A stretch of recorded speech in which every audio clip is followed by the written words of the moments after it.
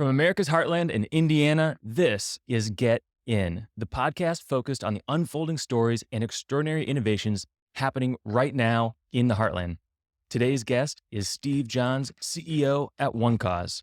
If you're a founder or if you're just getting your company started, I think you really do need to do self-evaluation and figure out, what am I good at and what am I not good at? And really be able, maybe you need some help from somebody to say what you're not good at.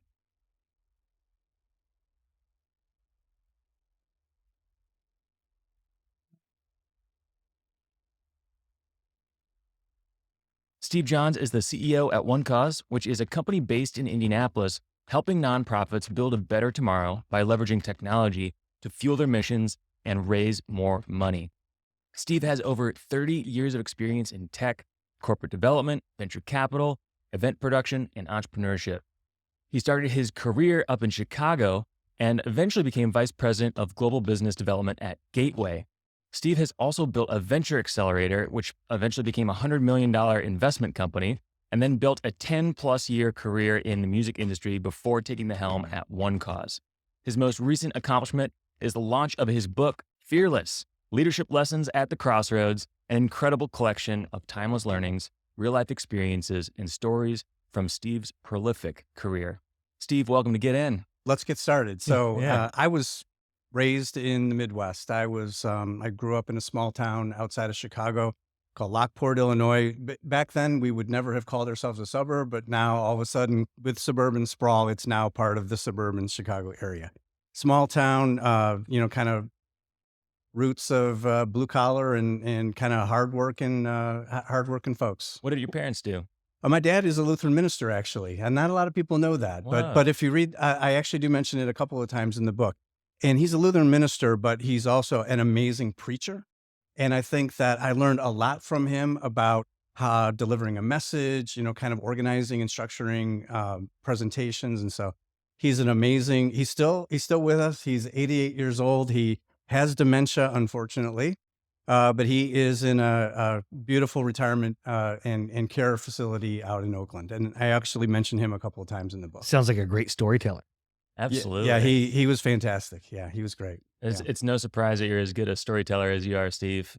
Well, I do say that I tried to learn, like he always had these things. He had 3 sections that he kind of tried to organize. He loved alliteration. I love alliteration. Yeah, I know.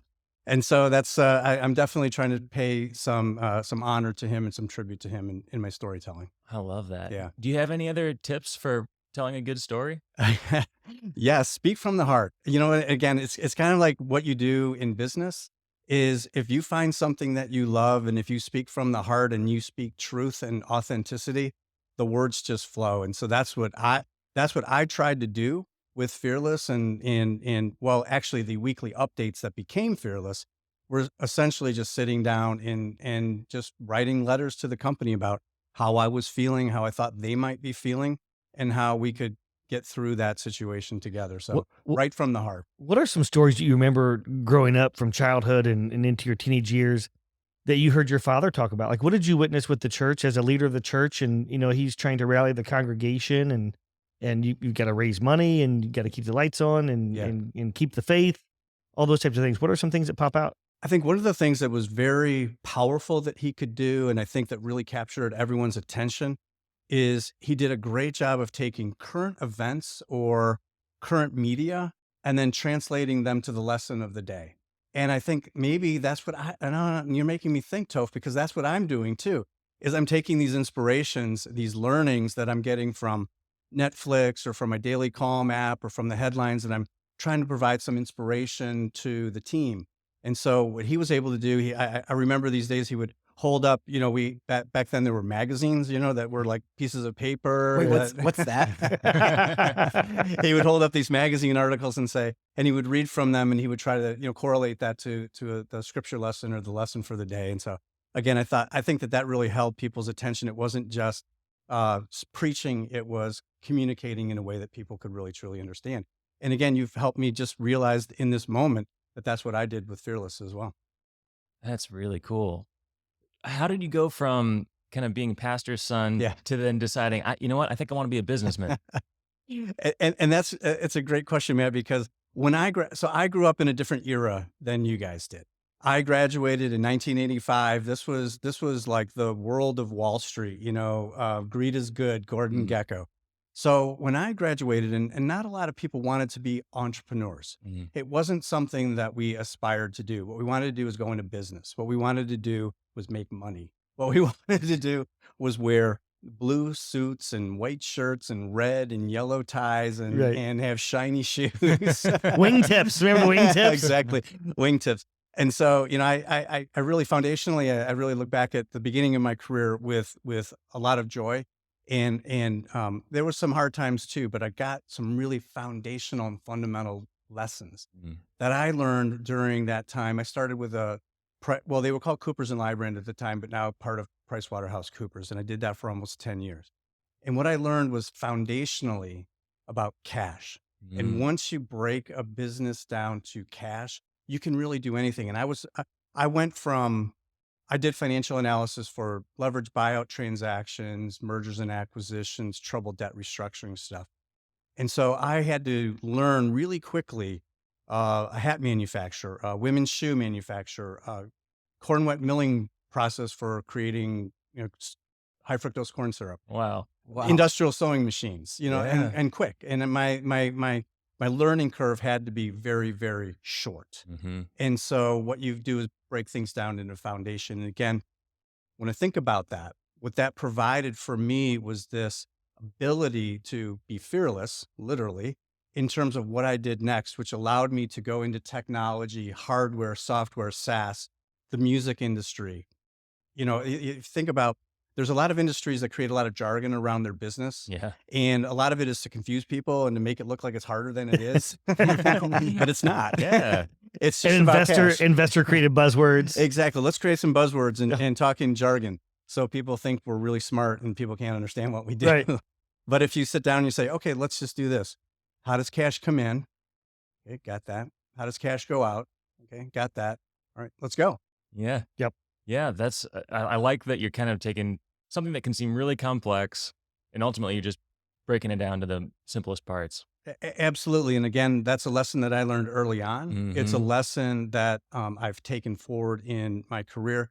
And it's also a lesson that I want to retell for young entrepreneurs as well, is just Yeah. don't be intimidated. Don't be afraid or don't be scared of jargon and something is too complicated. It is not. Yeah. Simplify it to cash. I love that. So, oh my gosh, I love that. So, literally, just was talking with a group of aspiring entrepreneurs a couple of days ago, and there's some mystique about entrepreneurialism and starting a business, and it's so complex, et cetera.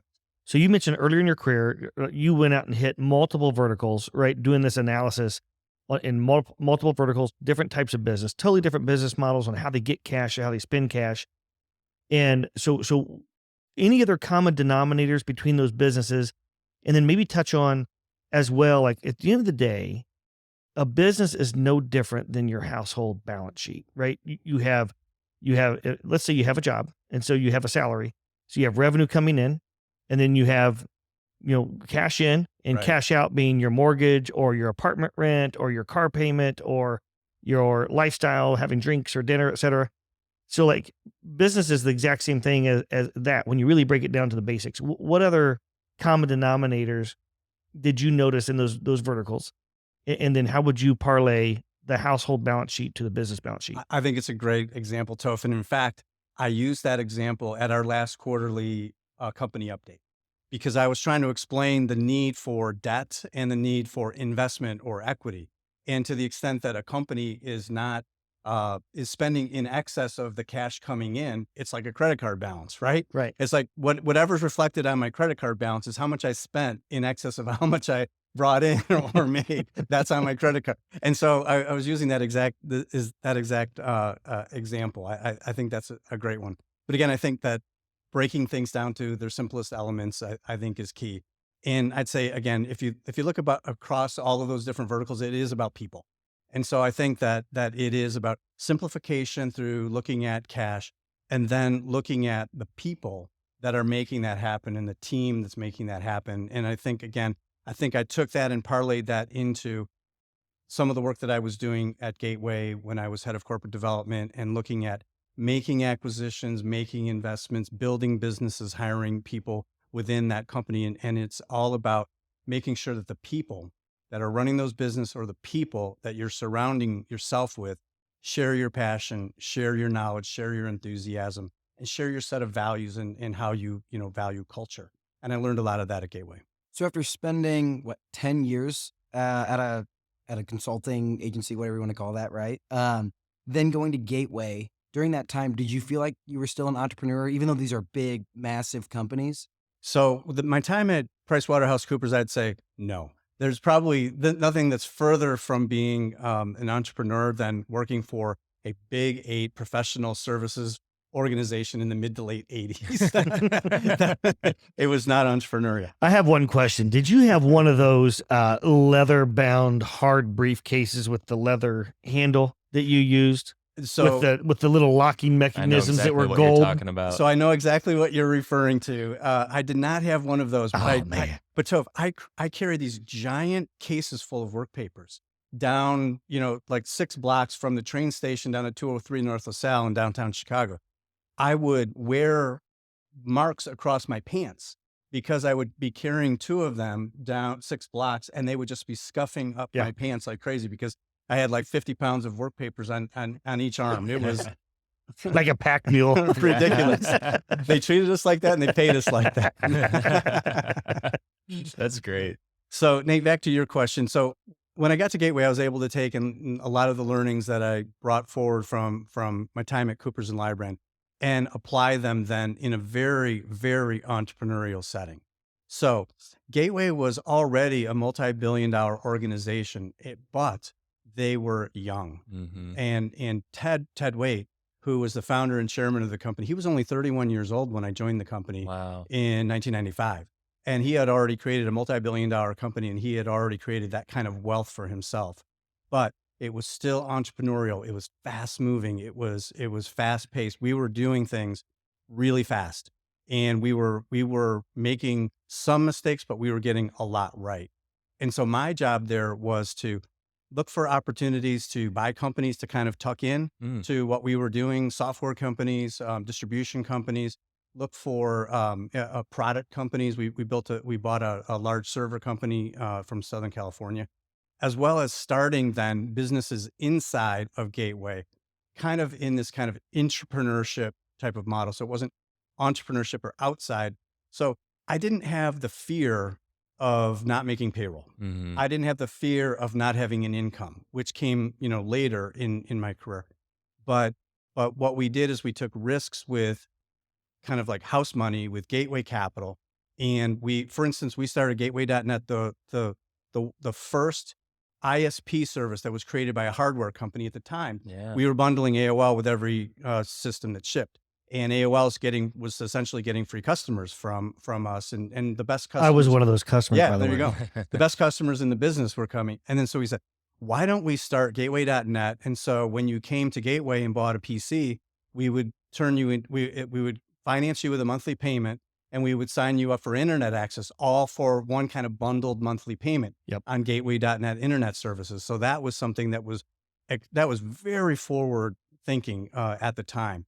And so we did a lot of those things. In fact, if you've ever been to a Gateway store back in the day, I happened to write the original plan for the Gateway Country Stores concept, Oh, which that's amazing. grew into a very large subsegment of the Gateway business. But I went and did research down in Michigan on Michigan Avenue. There was the Sony Gallery store right next to the Nike store, and really kind of took some of the best of, let's say, inspiration. We don't copy. Took some inspiration from each of those and said, this is what we think should be the Gateway store concept. That I remember getting our first computer that was a PC. My mom was always in a school system, so we always had an Apple growing up. But our first, I would say, real computer where it was connected to the internet and had all the things. I remember opening that box, that cow box. I loved it. And I remember hooking up the speakers and turning it on for the first time. First time I had a subwoofer, connected to the speakers. That moment was just magic. And you felt so sophisticated, right? Absolutely. You're like, whoa. And I was fortunate enough to live next door to the guy who managed the computer labs at Purdue. So he got me hooked up to the internet. And so thank you for making sure that I got connected to the internet when I was a kid, Steve. You're so welcome. And again, I love that story because take that story, multiply it by thousands, if not millions. And when I talk about my Gateway days today, unfortunately, I have to add Gateway, the computer company. What happened to Gateway? I don't remember how that all ended. What ended up happening? So Gateway was ultimately sold to Acer. And I think you can actually go into Best Buy today, or maybe Costco, I don't know who sells it, and buy a Gateway branded laptop. But it has nothing to do with the original company. It's a Acer sub brand at this point in time. Yeah. Got it. It was the brand for personal computing. Yeah. And again, I love the fact that we were able to create those types of memories for you. Same for my kids. The Gateway was the first computer that they had. We have these home movies of them playing that silly dinosaur game, that they were really excited about, but it was very, very not sophisticated technology. I love it. Your Cow Spotted Box story Nate, do you remember these days? You remember that? Yeah, that first moment you bought a Gateway computer? Yes. Yeah. That exactly happened. The other funny thing is you're driving through your neighborhood after, Christmas morning, and you see people who threw away the Gateway boxes. Yeah. Right. Most people kept them because they were really sturdy boxes. Oh, yeah. But you see the Gateway boxes kind of lining your neighborhood. Like, ooh, the Johns family got a new PC. And Steve's like, that's what I call cash. Yeah, exactly. I hear the cash registers ringing on that one. When you were at Gateway and looking at those companies to acquire, how did you kind of break down those companies, taking what you learned at PricewaterhouseCoopers and then saying, and maybe even now as you're assessing startups, because I know you do a lot of mentoring other entrepreneurs as they're getting started, what are some of those questions that you ask any entrepreneur when you're either considering investing or acquiring or doing business with? Yeah. So first of all, from the Gateway perspective, we created this grid of, kind of like, what do we do and what are the sum total of our needs, and then where are the gaps to fill? And so we would look at, well, here's an opportunity to grow in distribution. Here's an opportunity for us to add intellectual property. Here's an opportunity for us to get geographical expansion. Here's product expansion. So we would kind of grid this out, and then we would look at opportunities for inorganic. So we were already growing organically in certain areas, but how are we going to fill that in with inorganic growth opportunities? And again, looking at these companies is a little bit different than from a investment standpoint, because we had the Gateway machine already. Yeah. And so it was like, okay, we have a massive sales and marketing engine. Like, how do it's kind of like that machine that tosses footballs. I can't remember. It has a weird That's name. a great metaphor. The jugs machine. The jugs machine. Yeah. Nice. So it's like, take that. Can you just throw it into that machine and just let it fly? Yeah. And so that's what we had, that benefit behind us, that we had massive distribution. We had massive brand. We could go in. You mentioned your subwoofer. I still have some Boston Acoustic speakers that are sitting on my desk. Well, we got Boston Acoustics into the PC speaker space because we had million unit purchase orders that we could wield. Wow. And we could just take those and kind of create value. And these are the early days of cross-sector innovation. Absolutely. Yes. Yeah, that's very cool. Very cool. Very cool. So again, it was fun. And as I think about it too, I think of the word mentorship really comes to mind as well, because at Gateway, I had two amazing mentors who gave me something completely different. So the first mentor that I had was Rick Snyder. Rick and I worked together at Coopers & Lybrand. He was the president and chief operating officer.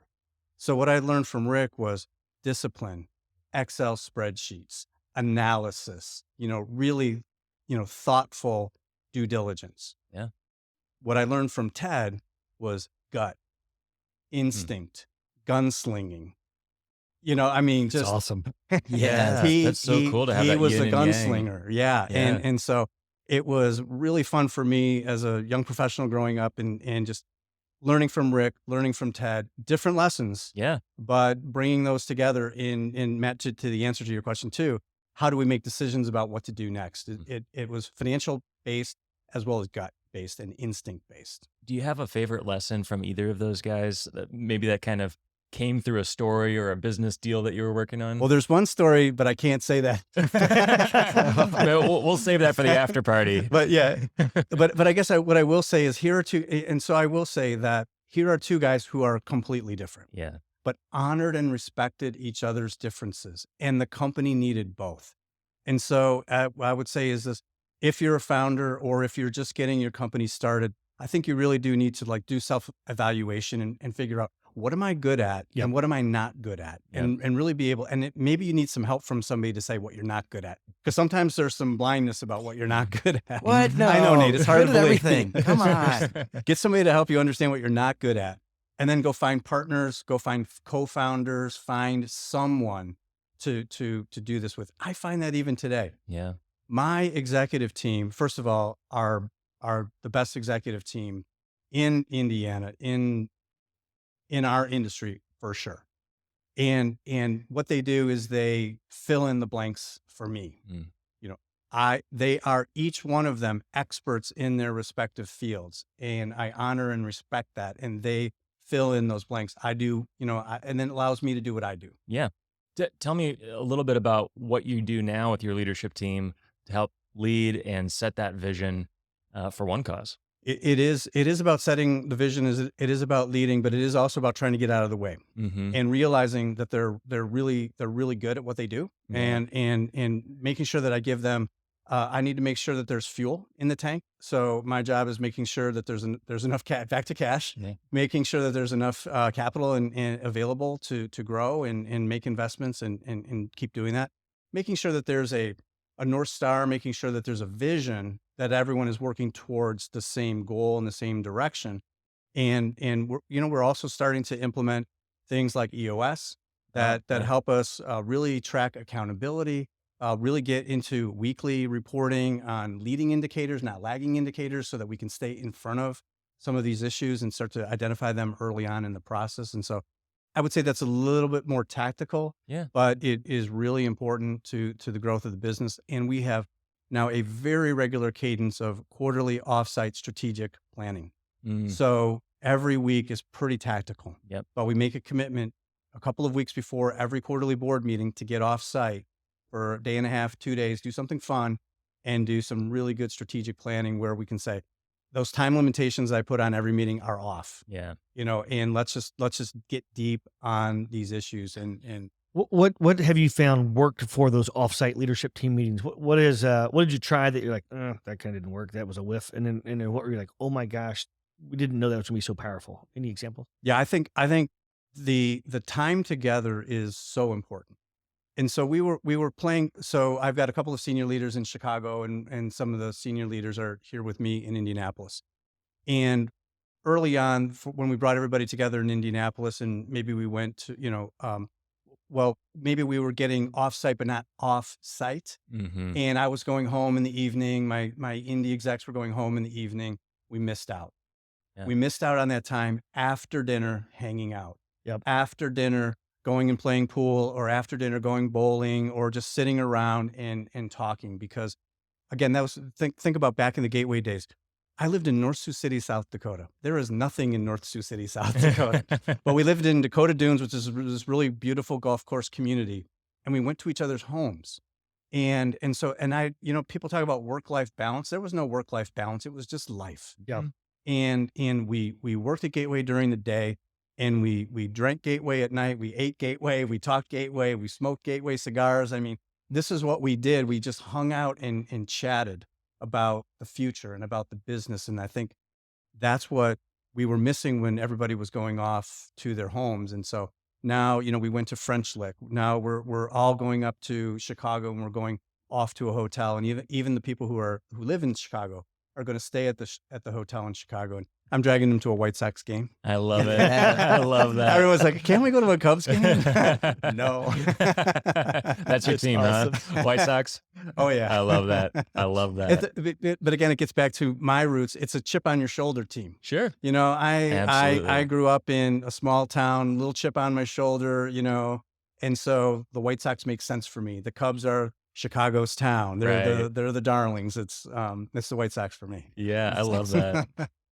Quick break from our normal programming. I have Erica Schweier, COO from Elevate Ventures, here in the studio today. Erica, thanks for being here. Yeah, thanks for having me. And you're going to tell us a little bit about this Rally Innovation Conference that's coming up. Yep. So it's the largest cross-sector innovation conference in the world.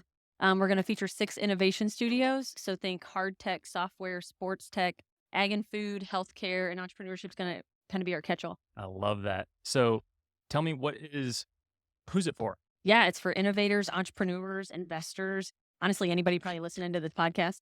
And it's going to be a multi-day thing that's happening Multi-day. in downtown Indianapolis. Yep, People coming in from all over the country, maybe even all over the world to be here. that's our hope. Yep, and the dates are actually August 29th to the 31st. Perfect. And if people want to find out more information about speakers, tickets, things like that, where can they go? Yeah, so they just go to rallyinnovation.com and sign up for communications. They can also get their tickets. I love it. You heard it here, rallyinnovation.com. We'll see you there. Well, I'm curious, just thinking about kind of that transition to OneCause. You could have probably done any number of things after PricewaterhouseCoopers, after Gateway, and I know you launched an accelerator and kind of plugged it into the music industry. Maybe you could kind of help close that gap for us of how you ended up taking a CEO job at OneCause a couple years into the business, from kind of going through that whole music industry. Yeah, happy to do that. So I started this industry accelerator together with Rick Snyder and a couple of other partners, and we grew that pretty well, but we had to survive 2 years, 2001 and 2008.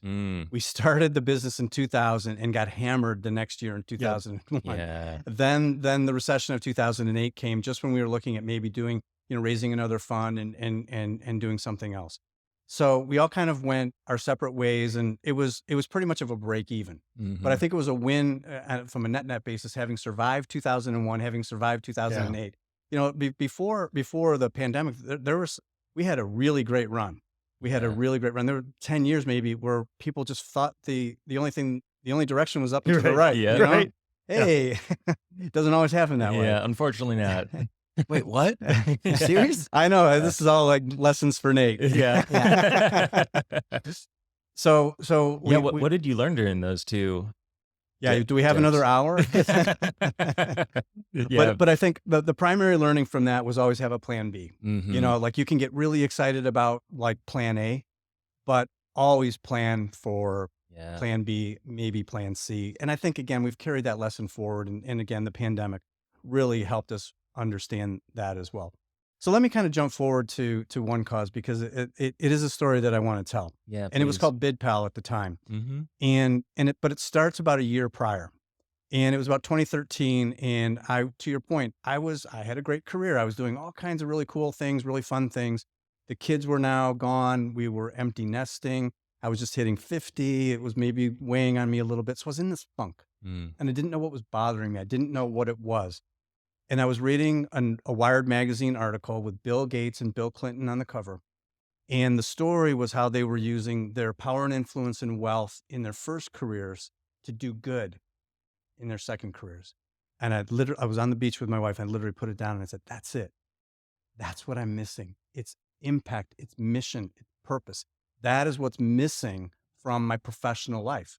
And because my why before that was my kids. And I'm sure that you understand that. Yeah. And it was what drove me. It was what drove me to create wealth, to create income, to create a better life for these kids.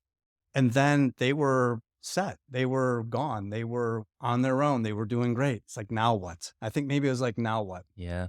And it took a year later, and Don Aquilano, who you guys all know, came to Chicago, and we had lunch, and he started telling me this story about a company that he was on the board of that was seeking a new CEO. And he was talking, and it was funny though, they had a portfolio company in Chicago, which I thought he was coming to talk to me about. And I'm like, this is cool. Yeah. I'm going to walk to work, because we were living in River North. We were living in the city at that point in time. And he was describing the company, and I was, that doesn't sound like that company that I read about last night. And, but it was about serving nonprofits. Yeah. Thousands of nonprofits. We're now several thousands of nonprofits doing good work, helping them raise money with software and with technology, which was, part of my DNA at that point in time. Yeah. And, of course I had to keep it cool through lunch, but, I came away like, okay, this is it. Like, I have to do that. Yeah. And so that came a year later. And I think that when you decide or define what you want to do next, then you're able to see it when it comes across your radar. If you don't, you might miss it. Yeah. And so it was really important for me to have already established what I was missing and what I was looking for, because when that opportunity came, I knew to grab it. I knew that that's what I needed. How did Don find you? Actually, Don found me through one of my former partners with the Venture Accelerator. Got So it. his name is Chris Ryzik. He runs Renaissance up in Detroit. Yep. And Renaissance is an LP of both Don's fund, Alos, and MK Capital, which is the other venture investor in OneCause. And so I had reached out to Chris, just letting him know I was kind of looking for a new opportunity, and he had reached out to Don, and he made the contact. For those Yeah. that don't know, Don Aquilano, partner at Alos Ventures, founding partner at Alos Ventures, one of the more active VC funds throughout the Midwest. Really just amazing guy, key player in the entire ecosystem. So it's amazing that you got linked up with him, and that spark led to you joining OneCause. It really is amazing. And again, he continued to be that person for me on the board, and Mark Hula George as well. I have never had a more supportive board to look to. And I was in my venture accelerator, I was probably on a dozen boards. And so I know what it's like to be a good board member. Yeah, good board to bad board. Yeah. Yeah. I've seen bad board members, and I've tried to be a good board member. Could you maybe share some of the things that you do and that you've appreciated from other great board members? Yeah. So again, I would say that number one, there is nobody who knows the business better than me, the CEO. And I think you need to respect that. But also, you as a board member bring all of this other outside experience, having seen it 10 times or 20 times in your portfolio, which I might not have seen yet. So I know my business, but you may have seen the specific issue that I'm facing 20 times. And so as a CEO, you have to be open to hearing that there are other ways of looking at it. And so when I serve on a board, I always try and say, well, based on our experience or based on my experience, I don't want to say this is the way it is for you, but I want to say this is the way it was for me in my experience. I think what you just said is so powerful. So EO, I don't know if you heard EO or YPO, WPO, that whole organization of entrepreneurs, they use the concept called Gestalt, and it's experience sharing, not advice giving, because it's so easy for advice to come off as Preachy. antagonistic, preachy, right, adversarial.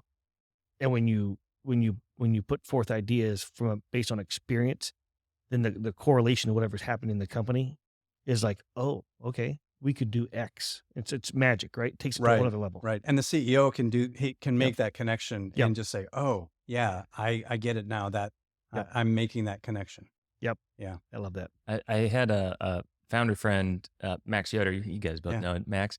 He always kind of described to me this idea of like sharing through experience is this idea of like, I'm just going to put this here on the table, and if you want to pick it up, that's great. If not, you weren't going to get it anyway. Even if I said do this, you weren't going to pick it up and run with it anyway. So that sort of, for me, that visual of like, I'm just going to set this here. It's your gift if you would like to pick it up. And that is such a great example. And again, then you have to be aware enough to say, oh, that's a good nugget. Yeah. And sometimes you don't get it right away, Right. and You got to suffer a little bit. You got to suffer a little bit. And then your board member reminds you, remember that thing I put on the table? You might want to pick that up now. A year ago. I think that leads back to like your original point on storytelling, right? Like how you can frame, even if you're delivering the same message, like it's at the end of the day, the advice is still there, but like telling someone and like directing them to do it versus like this experience and story and my 3 bullet points and it's yours if you want to take an act. And like people can really, really resonate with that. You're so right, Nate. I was actually thinking about that when Toph was describing it. It was, I'm going to tell you a story and I'm going to relay an experience that I have had. And hopefully you can see some value in that or some relevancy in that, but it's telling that story. Do you have advice for, let's say, CEO that maybe their board members don't tell stories? They give them the more, hey, this is what I think. This is what you need to do. Or just take pot shots with no solutions. Yeah, or that either. That never Do you have happens. advice for? Never. Yeah. Do you have advice for CEOs that might be in the seat that they don't have the great board members that are storytelling? I do. So maybe it's twofold because I just thought of another one, but I would say definitely create your own kind of informal network of advisors. And so make sure that you have a support network if it's others. So I was involved in a group of CEOs who were in the software industry supporting nonprofits. And we got together every once in a while, shared best practices, shared ideas, because again, sometimes being a CEO is a little bit lonely. A little bit. Okay. You're right. It's very lonely. And I have the good fortune of having a wife who is smart, listens to me, is a confidant, who is probably should be running a company, because based on her knowledge, I think that she could, but I have a confidant. So I'd say create a network of people that you can go to for advice, and create a CEO network of your own. The other thing I would say, and this is which is what I tell my executives as well. If my executives are saying, hey, I'm really not getting through to that other person, or we're really not seeing eye to eye on a certain issue, said, have you had a beer together? And again, you can take it metaphorically or you can take it literally. Right. Like I will say, like, you can go have a beer or just go have a coffee. Yeah. But so I would say, go ask that board member to lunch, ask that board member to breakfast, ask that board member to coffee, get out of the boardroom and have a conversation about as people. And again, I see this beautiful cover of the book here, and I have to think about, there's a chapter, little shameless plug. There's Not shameless at all. There's a chapter in there, chapter 15. It's my favorite. It's called Connect. And what I'm reminding everyone in the kind of leadership lessons is the pandemic took away a lot of things, but what it took away was human connection. In human connection, I talk about family. I talk about your immediate family. I talk the extended family of OneCause Nation and how we missed each other through this period of time. I talk about friends and friendship and just being able to hang out with people. And I also talk a little bit about, I think it's called like Celebrate Life. Yeah. Death came to us in the pandemic and we couldn't celebrate it. We couldn't be with people. And it accelerated the downward. I know that it accelerated the downward spiral of my dad's dementia because of that separation, because of that lack of human connection. And so I am always about get together as human beings. We're meant to connect as human beings physiologically. We're meant to connect as human beings. And I think we're going to have issues for years. And it's not a big idea that I have. We're going to have issues for years. Yeah. Mental health issues that are coming out of that lack of connection. We were taught during the pandemic to avoid people. Yeah. I mean, imagine that. Like, here comes some people, you're walking out in your neighborhood. Here comes some people walking down the sidewalk. Let's cross the street so we don't cross each other because they're not wearing masks or you're not wearing a mask. We were taught and we were teaching our kids to avoid people. Yep.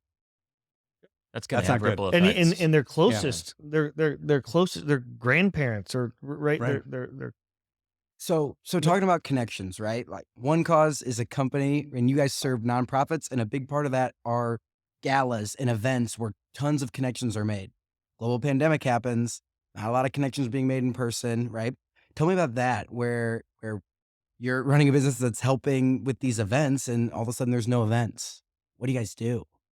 I know, man. I can't say, again, that's like, it leaves me speechless today, just thinking about it.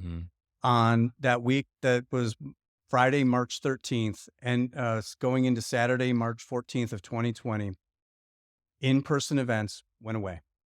We had 2,100 scheduled in-person events for that spring. They went to zero. overnight. 2,100. 2,100. Wow. Overnight, they went to zero. So we had to, and thank goodness we had a really strong kind of end of February, early March. So there had been a lot of fundraising before that. So we had a little bit of capital built up. So the first thing that we had to do, obviously, is to make sure we put our masks on first and make sure that we stabilized the company and made sure that there was viability in the company. And then we had to go to work. We had to go to work reaching out to those nonprofits and saying, hey, we know what happened. And so let's go virtual. Let's go online. Let's reschedule it. Let's figure this out, because there was never an answer that was like, we're just not going to do fundraising this year, because they need that fundraising to fund their mission for the year. Yeah. And so it wasn't an option to not fundraise. And so what we found and what our customers found is that our technology solution, thank goodness, I won't knock on the table because of the mics. sound. Yeah. but knock on wood, thank goodness, we were mobile first to begin with. We were native. We were a progressive mobile app. We weren't a native mobile app, but we were a progressive mobile app that you use your phone to bid and to give. And so nonprofits were bringing us into the ballrooms with 500 people, 1,000 people. They were just walking around the ballroom using their phone Yep. to bid. Well, they can use their phone to bid at home, in their kitchen, in their living room, in their basement, and they did. And nonprofits got into rooms like this and broadcast on YouTube or on Twitch. And early on, we had 2-screen experiences where you could bid on our application and watch the live stream video on Twitch or YouTube. And then ultimately, we built a 1-screen experience that we released in September of 2020. And that has become now the foundation for the fundraising platform that we just released. And so it was about shifting, changing. I'm trying to avoid using the word pivot because I'm okay with pivot, but I know that some people don't like the word. But I just said the word. I just said it. Pivot's not necessarily like a negative word. Like some people think it's a negative thing. I'm like, why is that a negative thing? I don't know. Because you're learning and changing and adopting and adapting. And I'm with you, Toph. I mean, we did pivot. We pivoted like hard, like that moment. Did you actually gain a lot more customers because of your ability to have virtual events? Our customer base grew by 35% There you go. in 2020. Right? Yeah. I mean, the software just took off because in our world, in the nonprofit world, there's a lot of paper checks, and in the silent auction world, it's paper bid sheets. And so you've probably been to those galas where they have the multiple layer forms and they tear off the top, and that's a paper bid sheet. That's what we replaced. There were still a large number of organizations who had not made the move to digital. And then you have to track them down to collect the money. Yeah, exactly. Yeah. Because it's just a piece of paper with writing on it.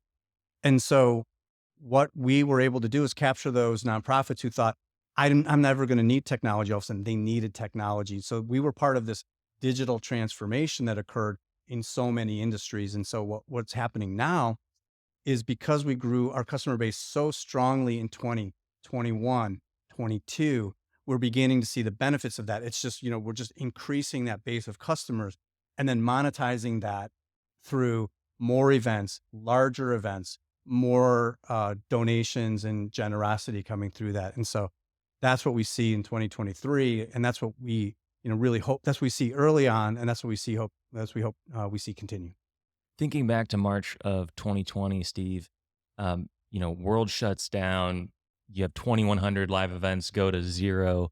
What were some of those key things that you did as a leader that helped kind of rally the team? So immediately it's all hands. So it's communication and transparent communication, and communicate often, because you can't have people sitting at home wringing their hands wondering what's next. Yeah. So what we did, we probably had about maybe 150 people in the company, maybe half of which, or maybe a little bit more were in Indy. And so of course we all went home on March 16th, March 17th, when everyone went home. Now, what do?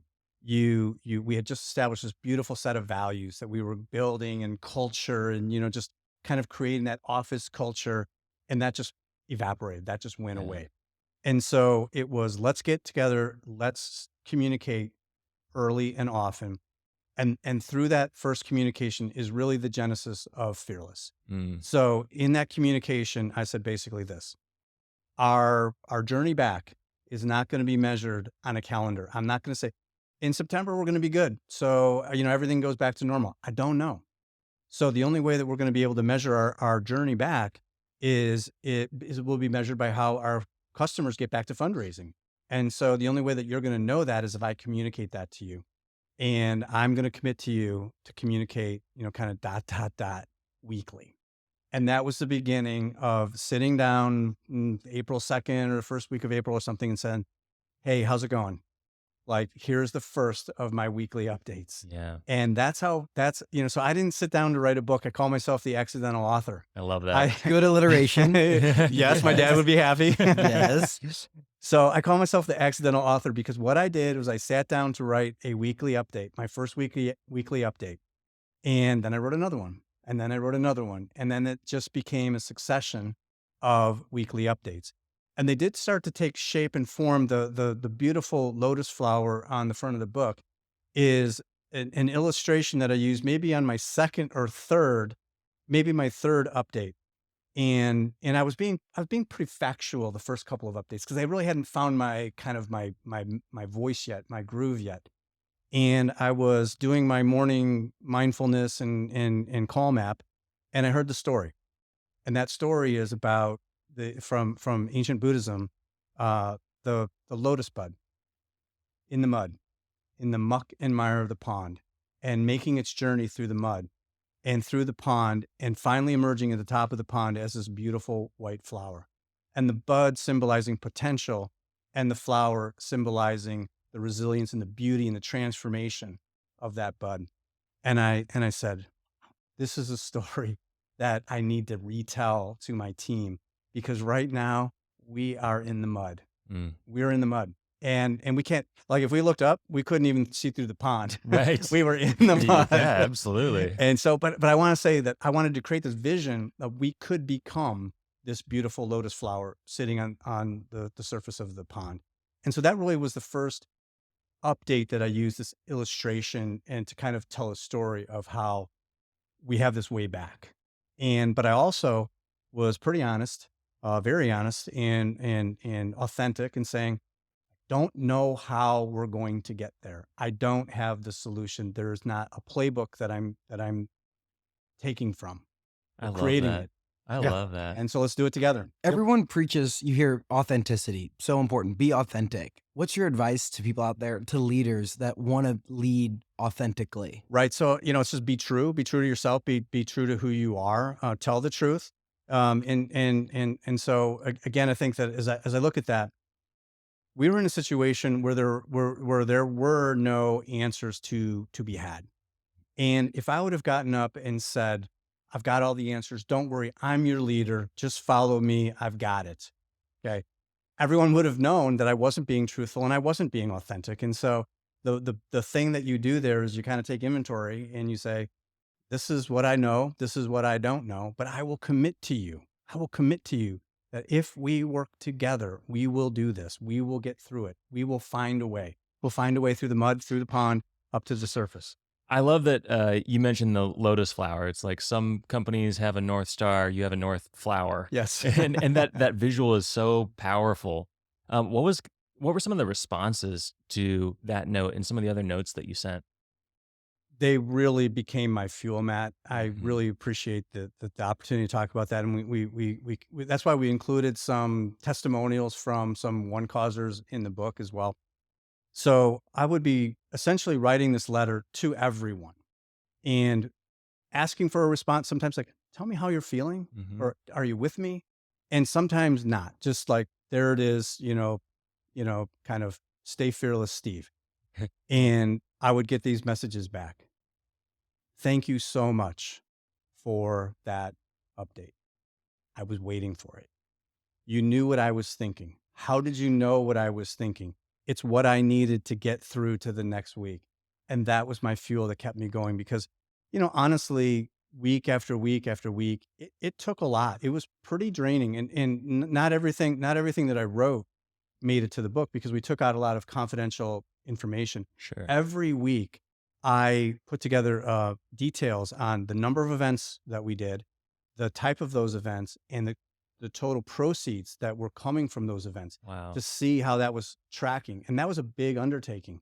Did that every week. That's not in the book. Yeah. And so that there was a lot of energy that was expended on that. And every once in a while, I think, maybe it's time. Maybe it's time that I would stop.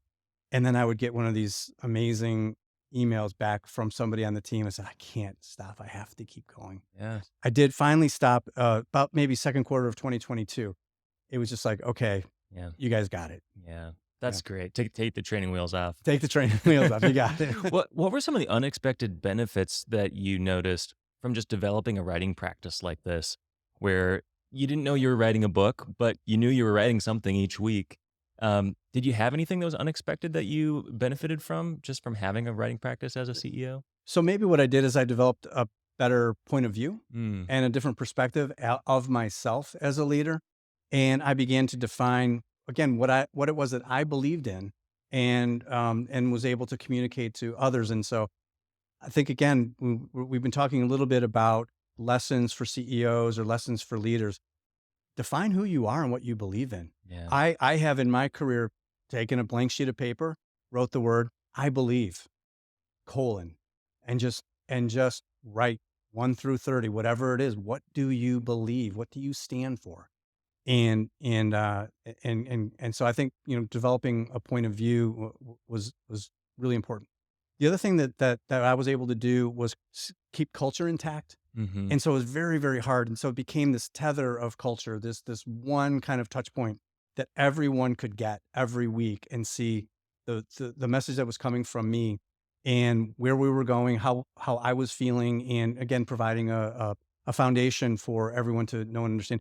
I think probably, there was probably more CEO communication during that period of time than in pre-COVID or post-COVID. Yeah. They heard from me every week. Yeah.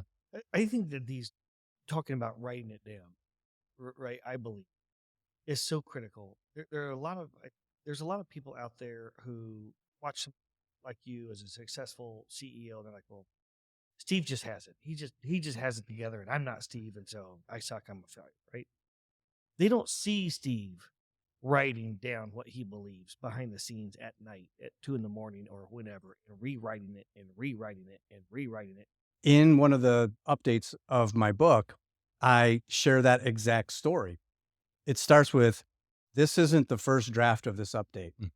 I want to tell you what just happened.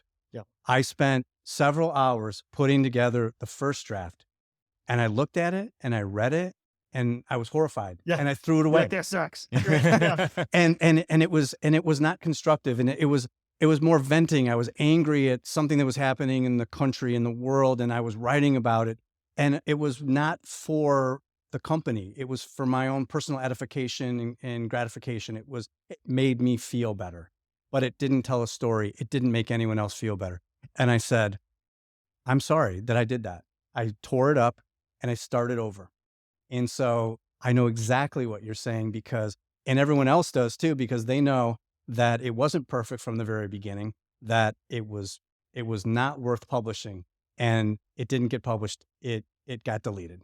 I really appreciate just your transparency, Steve, how authentically you lead. You share these stories. You write in the book Fearless, which I highly recommend people pick up. I've got my copy. Thank you, Steve. You're welcome. And I'm just I so admire what you've built with OneCause.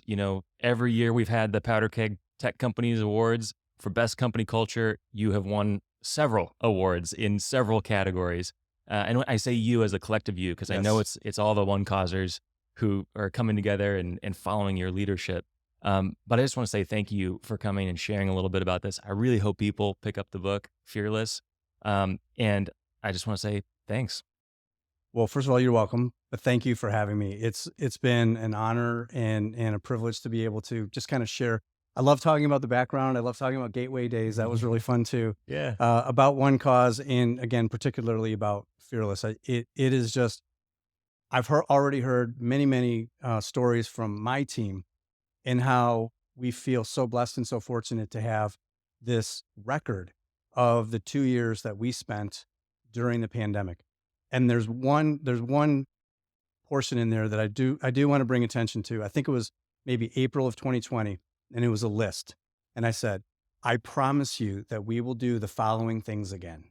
And it was shake hands, go to a movie, get a haircut, go on a date, go to church. Like these, and you look at that list and you say, we weren't doing those things. Yeah. It's when you look back at that, it's a crazy time capsule. It is super emotional to see what we were going through. And I've already gotten that type of feedback from my team. It's just like, I kind of forgot, Steve. And that's, I think, what we do as human beings sometimes. We leave some of the bad stuff behind. Yeah.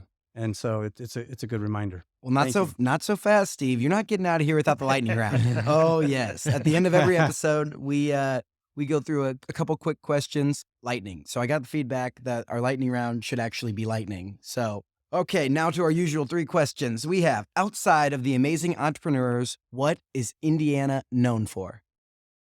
Well, I'll tell you, based on my experience last Saturday, Indiana is known for robotics. Oh, what's the story there? They the Indiana State Robotics Championship was held at Lucas Oil on Saturday for I saw kids photos of that. from elementary through high school. It was mind blowing. It was so amazing. There are future leaders coming from that. I love that. That's great. Robotics. Okay, what is one hidden gem in Indiana? So I'm an outsider. I came down here from Chicago, so I don't know probably as well as you guys know. So I'm probably not qualified to give you a hidden gem. But let me tell you, can I switch it up on you and tell you, here are some things that we found that we think are just gems, and they're not hidden. Yep. I think a gem in this town is Newfields. It is gorgeous. I can't believe that it's right there. I mean, my daughter lives maybe less than a mile away from it. It is a gem. The indoor display, the outdoor grounds, it is a gem. Newfield. Here's another gem. Victory Field in downtown Indianapolis, where the Indianapolis Indians play. I don't know if people in Indianapolis or Indiana understand how lucky they are to have a baseball field, a professional baseball field in the middle of their city. It is super cool. Yeah, are absolutely. great. Opening day is Friday. It's looking like it might get rained out.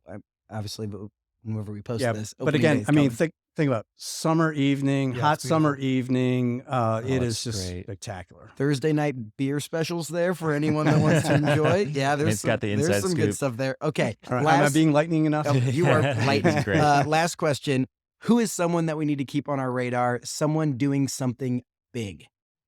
Wow. Okay. So I'm trying to stay lightning. So I don't have a specific name for you, but I'm going to harken back to my comment on Indiana robotics. Somebody in that room is going to do something big. Mm. And so what it made me feel like is, you when you're watching a professional baseball game and they show a picture of that kid when they were in Little League, Yeah. before they ever were even determined to be like a superstar, there are superstars in that room. So I'm sorry I don't have a name for you, but look for future leaders coming from that robotics program. They're learning communication, they're learning competition, but collaborative and cooperation competition. They use the word alliance when they compete. There's something special going on there. I think love that's a great answer and perfect mic drop moment. Please don't drop your mic. Perfect mic drop moment to end the episode. Absolutely. Steve, thanks so much You're for welcome. Thank you. sharing your story. Congrats on all the momentum with OneCause. Congrats on all the momentum with the Fearless book. It's wonderful. And thanks for sharing your story. Appreciate it. Thanks for having me. Thank you, Steve. Thank Good you. to see you. This has been Get In, Powder Keg production in partnership with Elevate Ventures. And we want to hear from you. If you have suggestions for our guest or segment, reach out to Matt or Nate on LinkedIn or on email. To discover top-tier tech companies outside of Silicon Valley in hubs like Indiana, check out our newsletter at powderkeg.com/newsletter. And to apply for membership to the Powder Keg executive community, check out powderkeg.com/premium. We'll catch you next time and next week as we continue to help the world get in. Since you just listened to this podcast, you might be thinking about starting one for your company. Lucky for you, our partners over at Casted have you covered. Casted is the first and only podcast and video marketing platform made specifically for B2B brands. I love this about them. The platform makes it possible to publish, syndicate, amplify, and measure the value of your podcast and video content. In fact, we use it for our podcast here at Powder Keg. And if you're a startup, you should listen up because Casted for Startups is definitely for you. They are offering exclusive deep discounts of up to 82% off retail price for qualifying startups. Connect with Casted at casted.us/powderkeg.